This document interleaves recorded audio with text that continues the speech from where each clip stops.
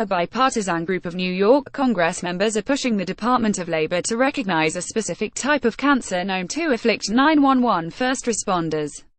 The Labor Department has refused to accept the causal link between chronic lymphocytic leukemia and time spent at Ground Zero, a decision that means federal employees who worked on contaminated sites after the terrorist attacks may not be able to access full benefits.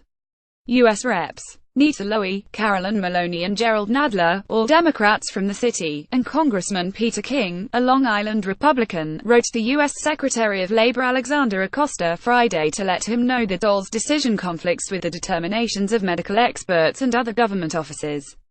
In their letter, the Congress members pointed to the case of Special Agent Terrence Opiola, whose story was first reported by On the Job in September.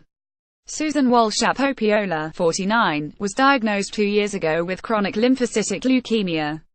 The illness joined the long list of his other 911-related diseases: acid reflux, sleep apnea, sinusitis, rhinitis and chronic respiratory condition.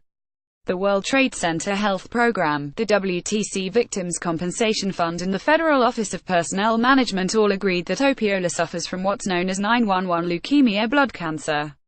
But the Labor Department told Opiola, who spent months combing through Ground Zero debris dumped on Staten Island, that his application for disability through workers' compensation was denied because the link between Calais and 911 was unproved. Mike Walburn's New York Daily News. His case raised concerns for New York's elected officials, the Congress members wrote to Acosta in the letter. The department appears to be failing its obligation to Mr. Opiola and other 911 responders who have medically diagnosed conditions due to their service, the Congress members wrote to Acosta.